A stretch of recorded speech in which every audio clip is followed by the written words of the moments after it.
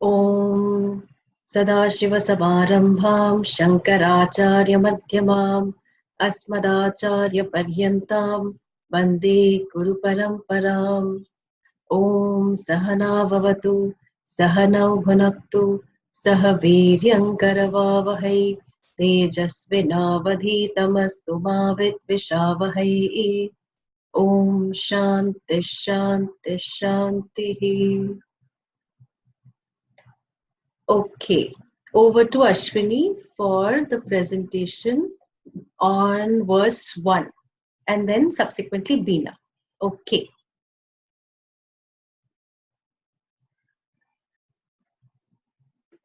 Pranam Swami ji.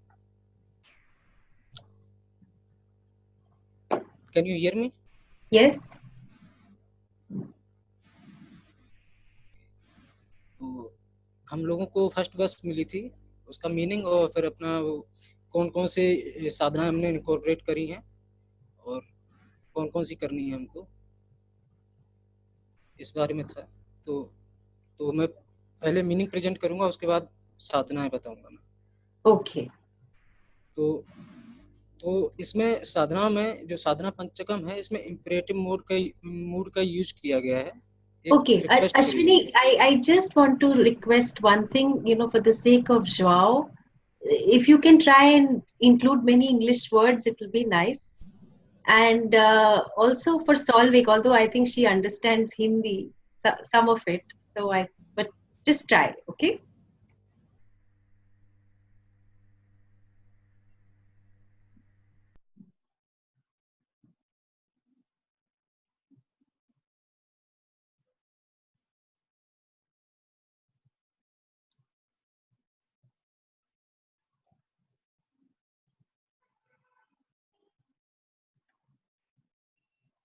Okay, Ashwini, please continue. तो पहली साधना है फर्स्ट वर्स में, may you study the Vedas daily. तो वेदों में जो बोथ पोर्शंस को स्टडी करने के लिए बोला है, वो कर्मकांड और वेदांता बोथ पोर्शंस। और इसका मेन मोटिव ये है कि आप इसमें इंडिफरेंट ना होइए वेदों के लिए, आप इनको एक इंटरेस्ट के साथ इसको स्टडी करिए। और ट्रेडिशनली इसको चैंट किया जाता है, वेदों को या रिसाइट किया जाता है पहले अंडरस्टैंड करने से पहले। तो ये इसका मीनिंग था पहली साधना का। Second is may you properly perform the karmas enjoined by them. Them means Vedas. तो इसका मतलब है कि लाइफ में put into life whatever is written in Vedas. Karmas enjoined by Vedas need to be done depending on duties, responsibilities, age and stage in life.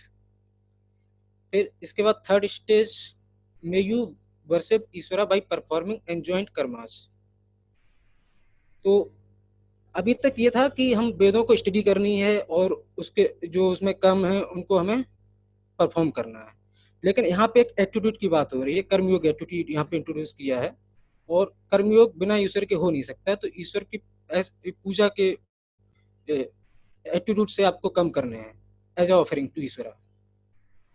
The main puja is to be done through karma. Our karma is puja. Every situation either you confront or run away is ईश्वरा।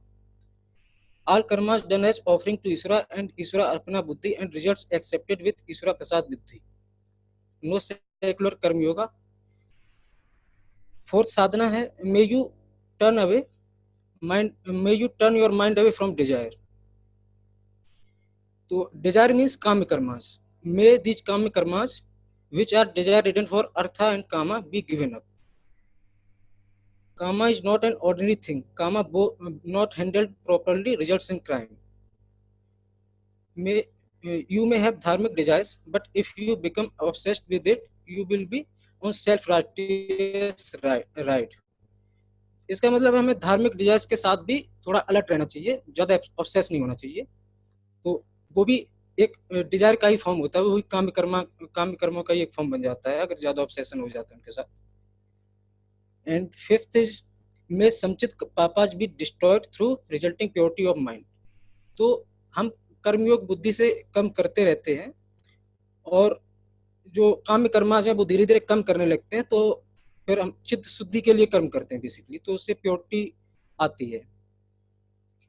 तो दूरितक क्षया, इसमें आपने बताया था destruction of papa's, तो उसके लिए आप प्रेयर भी कर सकते हैं, प्रेयर स्पेशली। एंड और दुर्तक क्षया के लिए we don't live in fear, we become proactive. फिर सिक्स्थ साधना है may you see the limitations of experiential pleasures. limitations of experiential pleasures are, these are mixed with pain, these are limited and binding।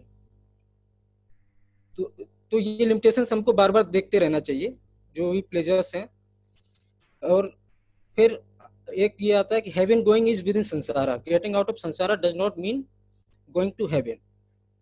तो heaven भी संसार के अंदर ही है, तो उसके साथ भी ये लिमिटेशंस उसमें भी हैं, वो भी एक एक्सपीरियंशियल प्लेजर ही होता है। And look into your experiential pleasures, you don't need additional experiences, look into your existing experiences. तो हम ऐसा नहीं कि हम एक्सपीरियंसेस के लिए डिफरेंट डिफरेंट एक्सपीरियंसेस के लिए वर्क करते हैं, जो भी लाइफ में एक्सपीरियंसेस आ रहे हैं उन्हीं को हम एनालाइज करते रहें, तो उसी से हम लिमिटेशंस को देख सकते हैं। Then seventh is may you pursue entertain atma iccha, desire to know आत्मा। तो आत्म इच्छा का मतलब है डिजायर टू नो आत्मा। Either way you are seeking consciously or unconsciously, it needs to be protected and nurtured, made become into a fire. Atma Iksha comes when you are really an achiever, when you really pushed yourself।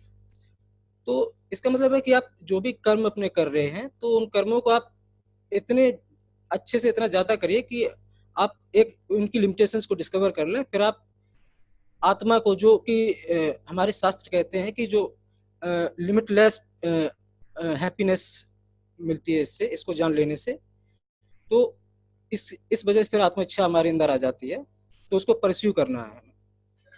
May you go away from, फिर eighth साधना है may you go away from your house, that is get out of your notion of ownership. तो तो इसको हम दो stand point से देखते हैं। Living home means giving up of sense of false comfort that homes gives us, and second is atmiksha becomes so strong you leave home to pursue it full time। then इसमें फिर एक point और है, spending some time in an ashrama with guru helps a lot in, मतलब इस notion of ownership को handle करने के लिए। एंड तो this were our homework. And second part, how I incorporated और going to incorporate the sadhanas in my life.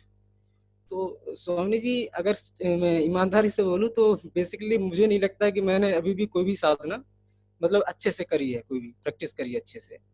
फिर भी एक पॉइंट ये है कि एक साधना है जो थोड़ा मैं मानता हूँ कि हाँ मैं उसको इनकॉर्पोरेट थोड़ा बहुत कर लिया है। जैसे मैं मॉर्निंग में पूजा के टाइम गीता की 10 वर्सेस डेली रिसाइट करता हूँ और उनका ट्रांसलेशन भी देखता हूँ उनके साथ।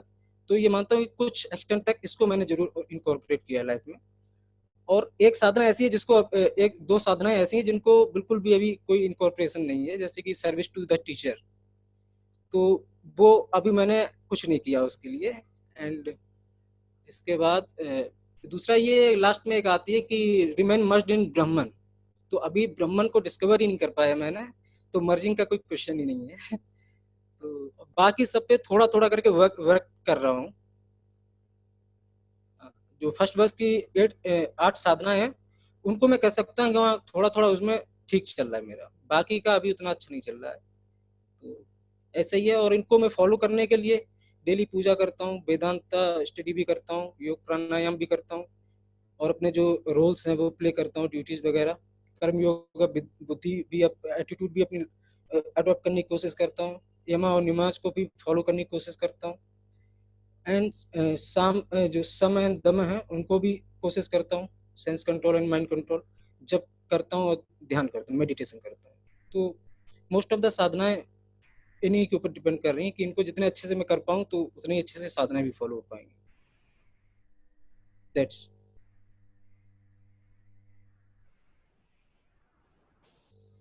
Okay, wonderful, Ashwini. I really appreciate your honesty. So, very nicely said. I will hear from Beena in case she wants to add to the verse. Otherwise, I have a question for both of you. Okay, so let me hear from Beena first. Yeah. Hari Om, Swamini ji, and everybody. We shared comments through email and came to a common understanding. So, one point that maybe he had missed out mainly was the Ishwar Arpan and Prasad Buddhi, which I very much appreciate in my sadhana, on an ongoing process. So this text, I don't have to add anything much because we had done the verse together. In terms of the text, it gave me a lot of validation for the sadhana that I'm already doing, in terms of reading the Vedas and doing japa and mantra, and being systematic. Because as a person, I am a disciplined person, so I've gained a lot from this text to continue doing whatever I'm doing. And what best I liked about the text was that it says, may you go on doing this, or may you get out of your comfort zone. So it's not like you should do this or that. So it's like telling small kids that you should do this or should do that, but may you do. So in a very pleasant way, it told me a lot of things that I may be doing with consistency. And also, it gave me a systematic flow throughout, because maybe I was doing some things sometimes and not doing some things sometimes, leaving out the japa but doing mantra sometimes. But this gave me a guidance as to how I should follow it systematically, step by step. And one point that was important to me is that the self ignorance is an orientation, and so the reorientation takes time. So I should give myself time to follow a particular process for a length of time. I should not. There are times when one doesn't want to do it, or I feel that okay, aaj nahi karte, let me leave it today. But I should give permission to do that also. But it is a process. It's an ongoing process, and so I should continue doing my Shravanam and Mananan and Nididhyasana, and carry on with, of course, the Guru guidance, the Kripa, and continue. So that's all I had to say. Very, very nice. Thank you. Question to both of you. Uh, how does the sadhana connect with the sadhya, the goal? What is the connection? All the things that you mentioned, so many of them, okay? What is the connection with the goal that you are trying to achieve? So, both of you, any of you can respond.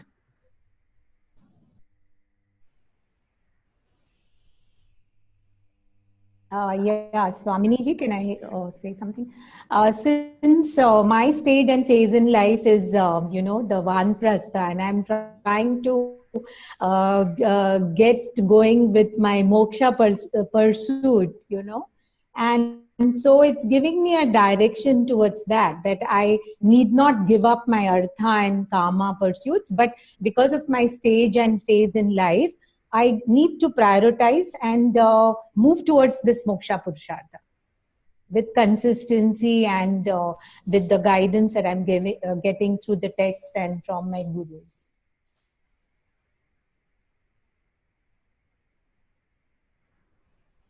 So you are responding more in terms of your stage in life. I am asking what is the connection between all the sadhanas mentioned and what you're trying to achieve. The sadhya, the goal, because the goal is ever accomplished. You don't have to do anything about it. Okay, you are mukta as you speak. Okay, so as for everyone, then what's the connection between the sadhana and the sadhya? Okay, let me give a chance to Ashwini to respond. Yeah. Okay. Swami ji, मुझे जहाँ तक लगता है तो जो obstacles हैं हमारे लिए, जो इग्नोरेंस है, उसको रिमूव करने के लिए बेसिकली फर्स्ट स्टेप 2 स्टेप्स में करता है। फर्स्ट स्टेप आपकी जो चित्त शुद्धि है, उसमें काफ़ी हेल्प करती हैं साधनाएँ ये। सेकंड, ये दोनों का कॉम्बिनेशन है स्वामी जी, मेरे हिसाब से ये कर्मयोग और ज्ञान योग का दोनों का कॉम्बिनेशन है। तो इसमें दोनों चीज़ें कवर हो गई हैं और वही दोनों चीज़ें हमें ज्ञान के लिए भी आवश्यक है। तो बेसिकली यही ये दोनों कर्मयोग एंड ज्ञान योग ही है, अगर इसको सॉर्ट किया जाए, उसी के लिए स्टेप्स हैं। See, when we say Jnana Yoga, one point of clarification, we mean that it is more sannyasa yoga, Jnana Yoga. Okay, that you don't have other priorities and this is all that you are spending your time, effort, energy on. So when we say Karma Yoga, Jnanam is included in it. That's why Karma Yoga. Otherwise, there is no need for Karma Yoga. Okay, so clarifying Ashwini's point here, that yes, it is. It seems like a combination of the two lifestyles, but really speaking, it's not. Although it is, it can apply to both the Karma Yogi and it can also apply to a sannyasi. The whole Sadhana Panchakam. So depending on the time that you have and your level of prioritization in life, also like Beena very rightly said, your age and stage in life, so you accordingly go about the sadhanas. Okay? Okay, so that's the clarification. Yes, Beena wanted to add something. The Chitta Shuddhi only, I was adding that it gives me more and more purity of my mind. Otherwise, without the sadhanas, I'm going to be swayed here and there. And my likes and dislikes also, I can try and identify them. So the sadhanas would give me both these, Chitta Shuddhi and also my trying to focus on the likes and dislikes that would take me away from my goal.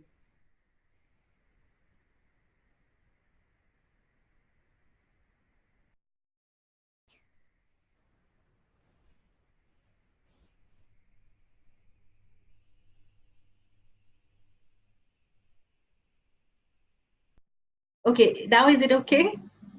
Yeah. What is the connection between Antakarna Shuddhi and moksha? This anyone can answer, yeah? For moksha, Chit Shuddhi is necessary. Why? Without Chit, because जब तक हमारे राग द्वेष रहेंगे तब तक हम वो डिस्कवर ही नहीं कर पाएंगे नॉलेज। वो अगर जान भी लेते हैं, वो स्टे नहीं करेगी हमारे साथ, क्योंकि हम बार बार फिर राग द्वेष के अकॉर्डिंग हम कार्य करने लगेंगे, तो फिर वो स्टे ही नहीं करेगी नॉलेज हमारे साथ। तो उसके लिए जरूरी होती है चित्त शुद्धि। Okay, so so Gunjan is saying something. Add to it. Swaminiji, I just wanted to say that so moksha is already there. I mean, it's already there, but we have to understand it. Where is it there? that tattva, see, when we say tattvamasi or I am Ishvara, that is already there. I mean, so I am free. I already have moksha, but I don't understand it. And Antakarana Shuddhi it is a prerequisite. It is required to understand it. So once we have... One sec, wait. Why is Antakarna Shuddhi required? Because unless we have Antakarna Shuddhi, I mean, we can, so as we say, we do Shravanam, we can listen to the knowledge, but we are not able to abide in it. Okay, so let me just say one thing. Where does the knowledge take place? In the mind, Antakarna? Okay, so that's why Antakarna Shuddhi is important. If if the knowledge was taking place in your kidney, then you need some sort of dialysis. Okay, so make the appropriate connections because of your familiarity with the words. You all are jumping some steps. Okay, because the knowledge takes place in the mind, it is the most subtle part of us. Okay, this is our upadhi, this is the medium we have been given. So is the mind ready to receive the knowledge? And then all the other things that you say completely apply. What Ashwini said, what Veena said, Gunjan said, that raga dveshas are there. So these are all the clouds that are there which obstruct seemingly the brilliance of the sun. Okay? Even the clouds, even the raga dveshas are seen in the light of the sun. Without the sun, you can't see raga dvesha also. But because they are dense clouds, we feel that they are obstructing. Okay? So very important, knowledge takes place in the mind and therefore you need Antakarna Shuddhi, or knowledge takes place in the Antakarna and therefore Antakarna Shuddhi. Okay, wonderful. So we are ready to go on to the next presentation, right? Yeah, anybody else had any questions to these two people?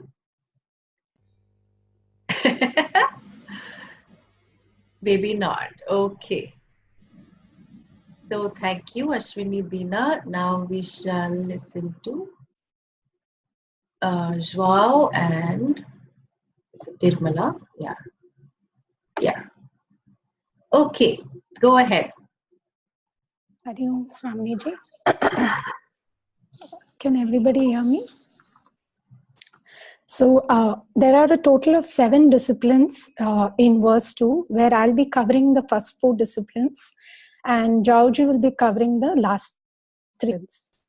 I normally for everybody's reference, the reference material I have taken is the Sadhana Panchakam text, Swaminiji's classes notes, Swami Paramarthananda ji's audio discourse, which I heard, and also Swami Paramarthananda ji's Bhaja Govindam, because it was required in one of the discipline lectures, and one New Year talk of Swamiji also I referred. So this is my reference.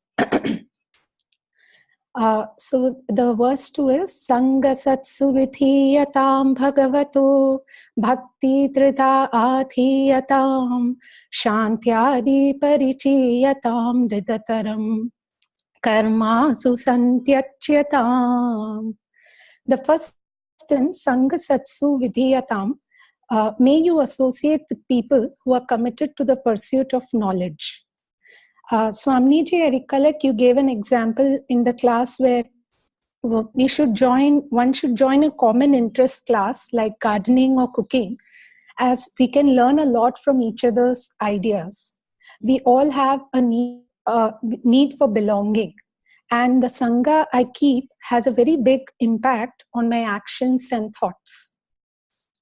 My personal insights, I have 2 things to share about this discipline. Firstly, the online satsanga classes help me understand the text better, as it takes me time to assimilate my understanding, and it gives clarity to my thoughts when others in the group ask questions. And the second one, the Sangha can be very exploratory. Their example is Pujya Swamiji's home study classes, which I've been attending for 2 years, has actually given a discipline to my Swadhyaya. Even Bhagwan Shri Krishna says in chapter 7.2 of the Gita that among thousands of men, one perchance strives for perfection, and even among those successful strivers, only one perchance knows me in essence. The verse is Manushyanam sahasreshu kashchit yatati siddhaye yatataamapi siddhanam kaschin mam veti tatvatah. Sloka 11 of Bhaja Govindam also says Satsangatve Nisangatvam, Nisangatve Nirmohatvam, Nirmohatve Nishchal Tattvam, Nishchal Tattve Jivan Muktihi. Here, Sri Shankaracharya says that with the association with spiritual people, you will gradually develop the qualifications for scriptural study. Definitely, Guru will help you with the sadhana for Antakarna Shuddhi to gain eligibility and the actual study. So this was the first discipline. Second one, Bhagavato Bhakti Drida Adhiyatam. May you cultivate a firm devotion to the Lord. And here the word Bhaga in Bhagwan has sixfold virtues. I won't go too much into detail, but I'll just list them. Aishwaryam, glory. Jnanam, all knowledge. Viryam, power. Yashas, fame. Shri, wealth. And Vairagyam, total dispassion.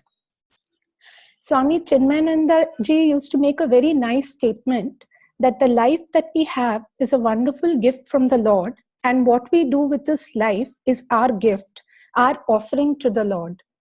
When we have a firm devotion, that is Dhrida Bhakti towards Bhagwan, that means with the grace of Ishvara, we find it possible to eliminate all our obstacles. Also, here another word for bhakti is Vishwasa, that is faith. When we have strong faith towards Ishvara, that means we will not have a problem either today or tomorrow. Basically, there may be a problem, but Ishvara will take care of it. And bhakti here also means various forms of puja that we have already covered in Upadesa Saram, that is japa, upasanas like meditation and other forms of worship are also bhakti. The firm devotion I discover for Bhagwan is for myself, which in turn helps me to fight the obstacles. So this was the second discipline. Third one, Shantyadi Parichayatam Dridataram. May you firmly practice to gain the sixfold virtues of Sama, Dhamma, Uparama, Titiksha, Shraddha, and Samadhan. I found this out of the four disciplines to be one of the most important, where may these six qualities of Bhagwan be cultivated in our daily living. And this can happen only when we break our old habits and maintain a certain sense of samatvam. This can happen by abhyasa, that is repeated practice of asana pranayama, where we can learn to overcome a reaction with awareness. And we can develop these disciplines, which we have already learned in Tattva Bodha, which is called the Samadhi Shatka Sampatihi. So the first quality I'm covering is Sama. It means to master the mind, means to understand the mind with acceptance. As I recently learned from the Value of Values, I thought I can also add Atma Vinigraha, which is to master the ways of a wrong thinking. Mind has a lot of energy and is lost in unwanted things.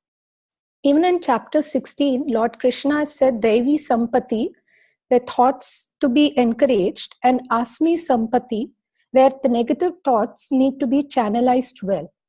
I remember Swamiji, you had also mentioned that even accepting boredom is a very important discipline. And you had also mentioned for mastering the mind about Ashtanga Yoga, which I'm not going into detail, but it is Yama, Niyama, Asana, Pranayama, Pratyahara, Dhyana, Dharana, Samadhi. So Sama here literally means peace of mind. May one learn to be free from stress and strain. Then in such a state, the journey of life becomes enjoyable and can be used as an instrument for accomplishing a goal. Lord Krishna tells in the Gita that Shanti alone can give us happiness. No happiness is possible when there's no Manas Shanti. A balanced mind is a must to use our knowledge effectively. The second quality is Dhamma, which is gaining mastery over our sense organs, also known as Indriya Nigraha, where the external sense organs are our eyes, ears, nose, skin, and tongue. For example, when a student comes to class, his ears should be directed to what is being taught. But if his sense organs are not cooperative, he will be physically here, but he will not hear through his ear. If he is physically here and can hear through his ear, he has Indriya Nigraha, which is Dhamma. Number 3, Uparama or Uparati, which is withdrawal of the mind from unwanted fields. It has several meanings. And one is, it is actually maintaining the peace of mind, which we already saw through Sama earlier. This means preventing the difference. So the difference between Sama and Uparama is, Sama means calming the disturbed mind, and Uparama means maintaining that calmness. So remedy for disturbance is Sama, and prevention of disturbance is Uparama. So one is, I find Sama as a treatment, and the other is prevention. Second meaning of Uparama or Uparati is also Sannyasa Ashrama. The third meaning of Uparama I have also covered is Swadharma Anushtanam, which is the 5 types of karma spoken in the Shastra, which I'll cover later. The fourth quality is Titiksha, patience, where you endure both pleasant and unpleasant situations with a cheerful attitude. I also remember, as you taught in Value of Values, Shantihi, the cheerful accommodation. Number 5, Shraddha, having faith in the scriptures and the Guru. Not blind faith, but constructive faith, except with an understanding oneself.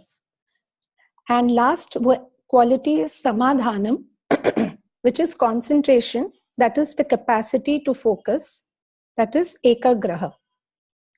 These disciplines can be attained only through a lot of effort and practice involving a lot of pain, sacrifice, and understanding. And these qualities have to be cultivated as a part of daily living. In my example, Titiksha, I need Titiksha to understand my husband's absent-mindedness, or maybe the lack of his organization skills, by maintaining a cheerful attitude, that is Shantihi, which I covered. Just as we require yoga asanas for physical health, we need Nitya Naimitta Karma, which here is also known as Vedanta-friendly karmas that help us in our mental health and spiritual growth, and to be performed without fail. There are the other 3 types of karmas, which is Kamya Karma for material pleasures, Prashchitta Karma for making amends for sins, and Nishita Karma where it causes harm to someone, which are also called as Vedanta unfriendly karmas. And they have to be reduced significantly. Nishita Karma, I can think of an example in London. I've always seen people smoke a lot for their pleasure, but it affects us through passive smoking. The last discipline, Karma Ashu Santyachatam. May you quickly and firmly renounce actions, even those enjoined by the Shruti.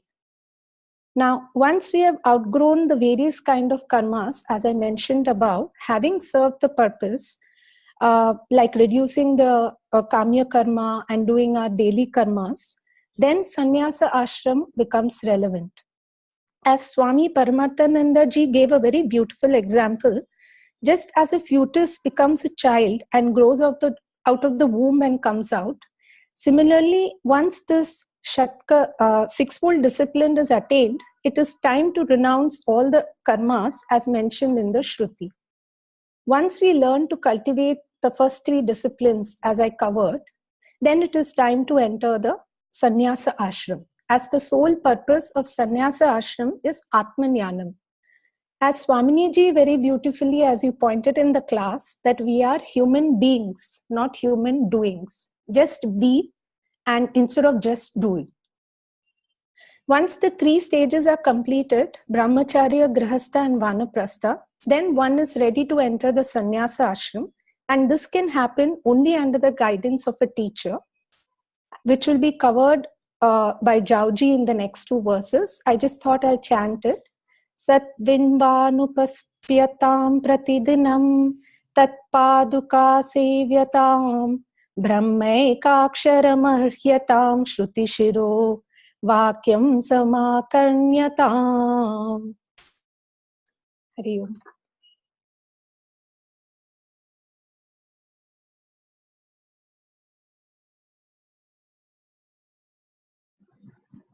Okay. You can hear me? Yeah.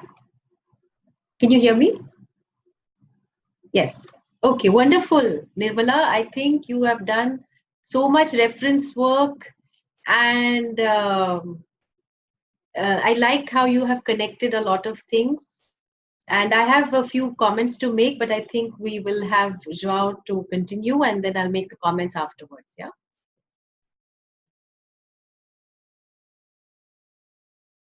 So may I continue? Okay.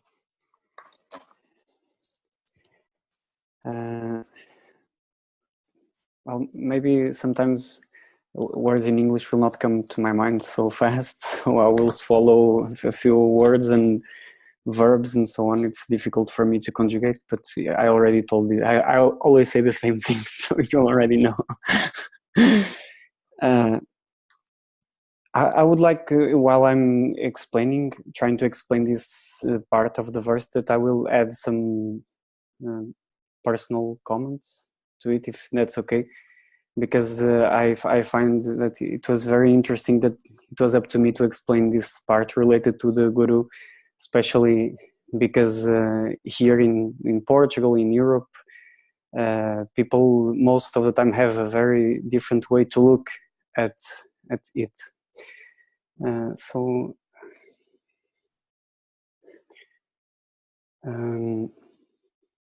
I've been studying Vedanta for a few years, but I started with yoga classes a few years ago, and it's funny because every time that I listen, even yoga teachers here in my country, most of the teachers that I've heard, that they have a very conditioned opinion about what a guru is. And I heard a few times, for example, that we are the masters of ourselves. No one better than us know what we should do. So why to relate to someone? And people here have, not everyone, of course, but I've seen it in most of even yoga students and teachers, say that the main reason that we try to find a guru or a teacher is because we don't want to feel responsibility in our shoulders. So we go to the teacher tells us what to eat, the teacher tells us how many hours to sleep, and we don't take responsibility for our actions, and that's it. I've heard this lots of times. And it was interesting because when I came into Vedanta, and I straight away I went to Miguel, which is a yoga teacher that Swaminiji knows, and Pedro Kupfer. Also, he comes to Portugal to teach many times. And when I heard from them about this need to have someone to teach us, the guru, his importance in the student's journey, it immediately made a lot of sense to me. I think because one day I stopped and looked to my path and to my past, and I've seen that what Vedanta says, what Vedanta says, no, but what I hear totally makes sense to me. I've been only searching for one thing. We can use a lot of words. I like to use this freedom from sorrow because that was what I was trying to get rid of. Every time I felt bad with the emotions that I labeled them as negative, that's when Vedanta came to my mind, not when I was nice and in peace. In those moments, I didn't care. So in the moments where I felt bad, I cared about what I was listening. And I've seen that I've searched for this happiness everywhere. Relationships, jobs, traveled through different countries. So I think I had a lot of experiences before 30 years old. So when I heard that maybe you are searching for this freedom from sorrow in the wrong place, and you are doing it by yourself all this time, so maybe you might need some help. Well, it made sense to me because I've been trying for so long and I didn't get it. So what's wrong about trying to search somewhere else and with the help of someone? Even today, sometimes I try to explain this, but I think it's just an idea that doesn't match, or most of the people that I know, because it doesn't make sense, and people still think that way. I was talking about the Guru in most of the places here. In class number seven, Swaminiji mentioned one compound word, Shastra, Acharya, Upadeshat. She told that I never heard before, but she told that Shankaracharya mentioned it several times, and the student, I don't remember who, did some work about it, and which it's also regarding this topic, because mainly the Acharya will not create anything from teaching. The Acharya will try to give us, the Guru will try to give us what the Veda says. So it doesn't need to add anything, needs just to transmit, is it okay? To transmit it.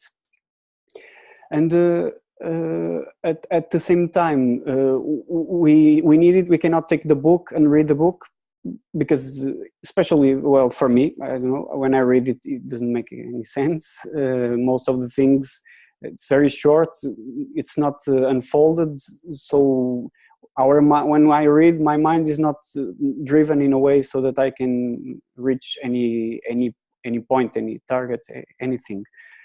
And also from my experience, I see that sometimes when I relate to people, to my friends, family, I see that sometimes people complain a lot about everything. I also do. And that I can see that they are stuck at some point, at some emotion, at some relationship, at something, but the person itself, herself, doesn't see it. And sometimes I can see that in others. So for sure, there are points or things in my personality where I'm stuck at, and why not to try to find an external help so that someone show me that. And that's also why why we have this word Shastra, Acharya, Upadeshat, because teacher and Guru come together to unfold us this teaching. It was very funny because a few weeks ago I was in the training course with Miguel, my yoga teacher, and we did an Ayurvedic test. I've done it also in the past, but we did one this time because it's part of the training. And in the Ayurvedic test, it was written that after answering all the questions, that we should not deliver the answer, the final answer, before we check the test with somebody who knows us very well. And I find it's very interesting and related to this, because actually, maybe sometimes I think that I am in one way, but somebody who sees me from outside will have a different opinion about myself. So we have to check the test before we deliver it, which I think that's also one of the roles that the Guru might have to help me see something that I don't see at some point where I'm stuck at. The verse, traditionally, the verse has these three disciplines that Nirmala ji mentioned. If it's okay, I will divide into four, just because it's easier for me to explain. The first one is the approach to the teacher. The second, serve the teacher. The third is ask for this teaching. And the fourth is may you listen to this teaching. Is it okay if I talk about these four topics in this way, or should I mention the Sanskrit words? It's okay. So it's these four. I will not say in details the words I wrote in case it was needed, but if I don't have to, it's better for me. So this is like as explained by Swaminiji, the traditional approach. at this point, we approach the teacher, we serve the teacher, we ask for the teaching, and we listen to the teaching. I would like to share my experience in this approach to the teacher, if that's okay. I think it's funny and it brings life to the presentation, so I will do it. My approach was kind of traditional. I wrote Swamiji, I don't remember if in Facebook or WhatsApp, but I asked her for her email ID, and she gave me her email ID. So with her email ID, I wrote a kind of long email explaining my story, my past, and how I approached to how I reached Vedanta. And in the end of the email, a small paragraph, which is related to this part of Sadhana Panchakam, I wrote this. In 15th of June 2016, Swamiji has the email, so I cannot lie. I wrote this. I didn't study Upanishads, but I know that in the beginning the student goes to the Guru and must ask for this knowledge. I don't know if I should do it in this traditional way. I am not Indian, and I don't want to be in any way disrespectful to your tradition. But from what I learned of Sanatana Dharma, I feel Indian, and I would like to ask you, Swamiji, to teach me. Would it be possible? What should I do next? So this was like almost a traditional approach, I would say, not completely, but it included like step 1 and step 3, the approach to the teacher, and I already asked for the knowledge. I don't know if I showed readiness enough, but I tried. And I'll separate the 4th just to give a few details about it. So in the first step, when the student approach the Guru, it's supposed that the student shows some readiness regarding his antahkarana shuddhi, his preparation of the mind to study. And I think that if the student can see that somehow is powerless regarding this, if he tried, as I told in the beginning, that I tried a lot in different experiences, and if he feels that sorrow is still identified with this sorrow that he sees, he will show readiness when approaching the teacher. Because when we really want to learn, I think it's obvious that readiness will be shown. And also in Mundaka Upanishad, it's mentioned in the third mantra. Shaunaka, the famous householder, Mahashalaha, approached Angiras as per the stipulations and asked. So the beginning of the verse is showing the readiness of the student, someone who has done a lot of rituals, who has a lot of preparation in the mind, and showing his readiness, he asks. Then the second point, to serve the teacher, Swamiji also mentioned in class number 7, that when we live in Gurukulam, it's we serve all the time. We should do it and must do it.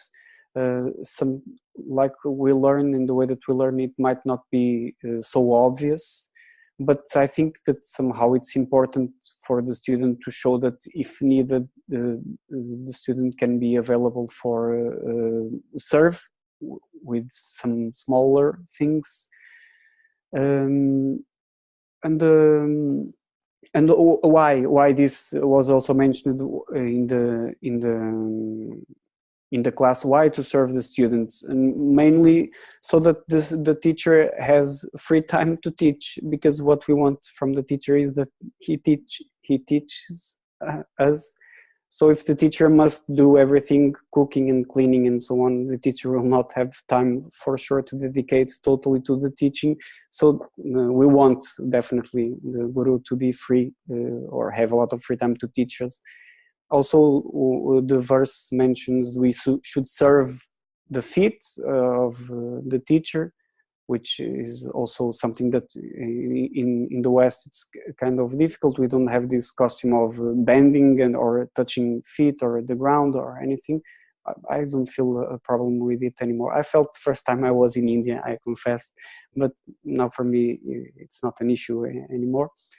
And why the feet? I don't know. I heard in some class, I don't know if it from Sadhana Panchakam or other texts, that the feet of the teacher are the base of the teacher, the foundation of the person, and the guru lives, his base, his foundation is the teaching itself. All his actions and his life are dedicated to it. So when we touch the feet or bend down, we are actually bending to the teaching itself. And it's also part of Indian culture to do this, even to the parents and so on.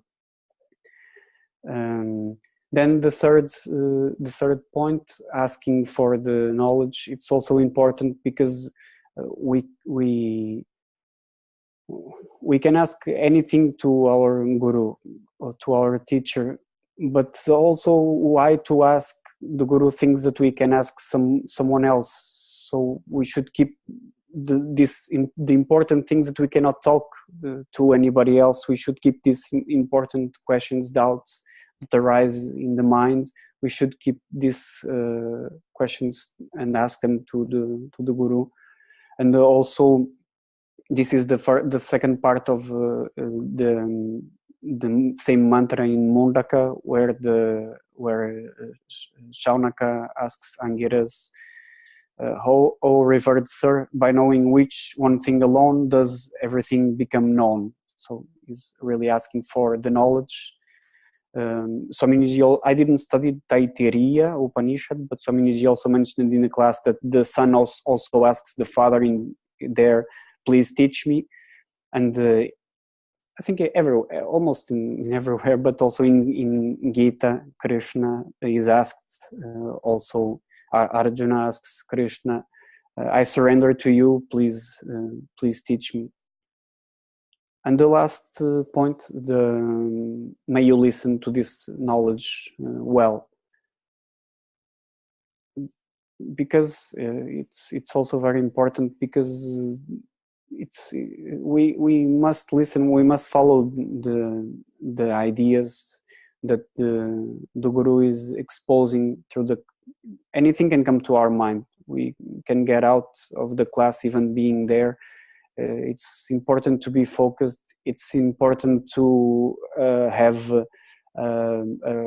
to be receptive, have an open heart while we are listening, because at some point we may feel pain in some things that are said, even if it's in a group class or in individual class.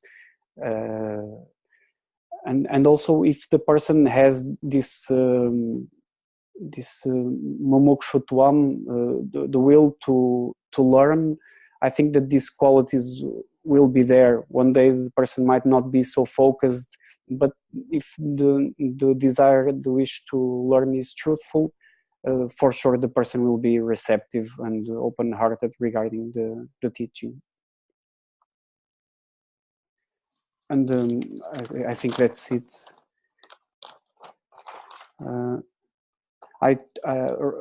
Regarding the second part of the homework,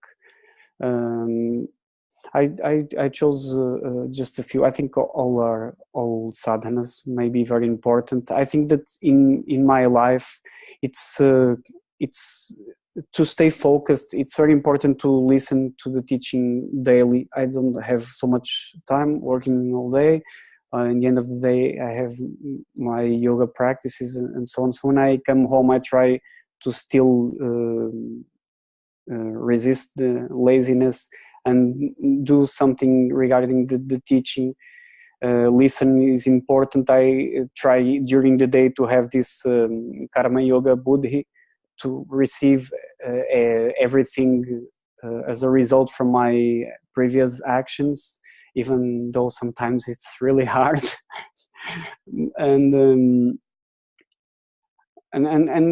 put all my attention and dedication in one thing. For me, it's very easy, for example, in work, to get distracted. I work in computer, internet all day, so it's easy to check some sports websites and so on. So, and I listen to Swamiji that it's important to work to work because they are paying for my trips to India and so on. So it's important to put some effort there. And it's important to the one that was mentioned also in the first verse, to entertain this desire to know, because I find that in this my society, my friends, my family, I cannot talk about this with anyone, so it's very easy to lose myself, to go someplace for a few days and lose the focus. And keeping this teaching alive daily, it's very important for me.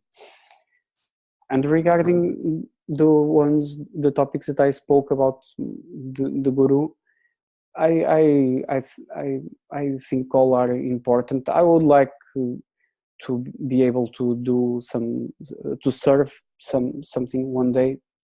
I don't know if it's possible in this distance, but maybe something can be done. And also, I think that sometimes I become very nervous when I talk, when I am with Swamiji. Just that month I was also, I felt that in some points I was not relaxed, because I feel that I am a relaxed person, and sometimes I was not being myself because I was afraid of everything. I needed to think a lot about what I was going to say, because of this fear of being judged all the time. So I would like, maybe this could be related to the approach to the teacher, the way we relate to the teacher. I would like to be like more relaxed in my actions, and that's it.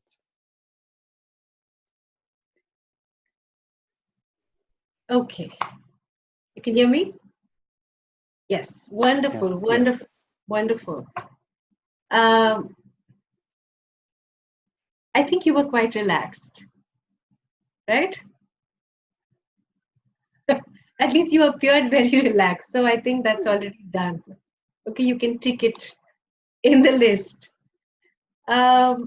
Wonderful. I liked your approach that you personalized it. Okay. And this is very, very important. And this is exactly how we look at everything in the Shastra. That we don't try and dodge it, okay, because it takes a lot of honesty to be able to do this. And everything you relate, okay, and I think Joao did that very beautifully. I have one point to add to what Nirmala said. I've made a few corrections, so just note in terms of certain words. There was one mention of people taking to sannyasa ashrama when they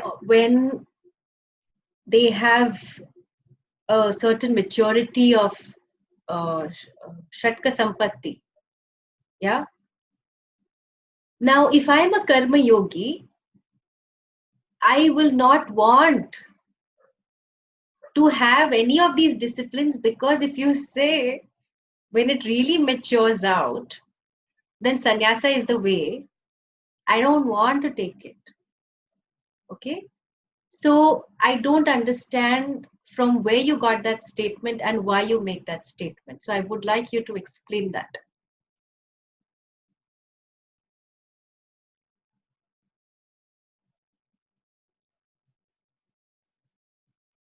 Swamiji, Hari Om. I think I heard Swami Paramarthananda ji, so maybe I had not completed because maybe I had just written it and I had not prepared on that part. So maybe that's why I would have made that statement. Okay. Because here you will not make any statement unless you see the truth of it. Or you may say that the Shastra says this, but I am not able to see the truth of this, like Ashwini, like Ashwini pointed it out. Okay. So it calls for that honesty, because this is not an academic presentation, right? So we are looking at our life in the light of the Shastra. And therefore, whoever has said it, it does not matter. Yeah, because you're not making a point just for the heck of it. Okay, this applies for all of us. That like I can get away with saying, oh, Pooja Swamiji said this, Pooja Swamiji said that, blah blah blah blah blah. That's blind worship. Okay, some of us do that. It's not correct. It's not correct as a teacher to do that. The same thing would apply in a yoga practice. It would apply in any discipline of knowledge. That unless you see the truth of what is being said, unless it's a part of your life to some extent, you will not make that statement. So here, vak tapas is very important, right? Because, like I said, this is not an academic presentation. So it's wonderful thing, Nirmala, that you've done a lot of cross-referencing, and it's something that all of the people can learn from. Okay, so that's wonderful. But this is very important that you personalize everything, because really it's about you. And this is a tendency that creeps in, okay, because if we have to present, we want to be appreciated in any discipline, I'm saying. And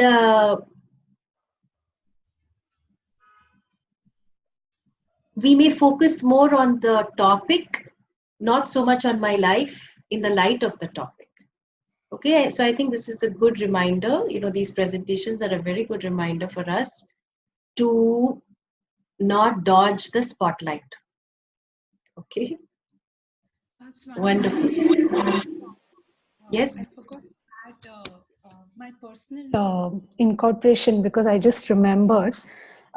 Verse 4 talks about where may you treat hunger as a disease, eating appropriate food every day in proper proportions.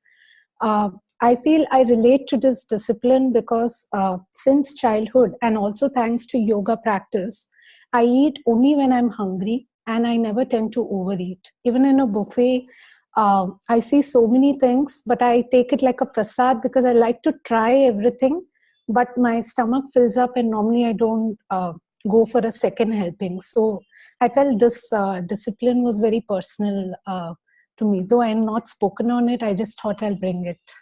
And the other sadhanas was, as Ashwini ji pointed out, may you study the Vedas. I would like to add that I've been doing the Vishnu Sahasranamas, which has helped me a lot in the last 6 months. And yoga, asana, pranayama has helped for the last 10 years. So that's it.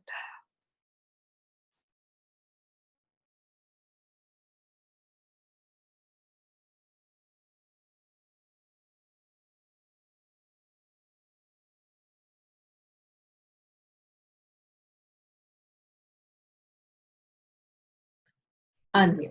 Okay, now I'm clear. Okay. So yes, so I said well done. Very, very good presentations, and a lot that you all also learned from each other. So I think that's the power of satsanga. In addition to being in touch with the reality, satyam, which is you. So very well done, and I look forward to the next round of presentations, which will be next Sunday, same time. Okay. Om Purnamadah Purnamidam Purnat Purnamudachyate Purnasya Purnamadaya Purnameva Vashishyate. Om Shanti Shanti Shanti. Harihi Om Shri Gurubhyo Namaha.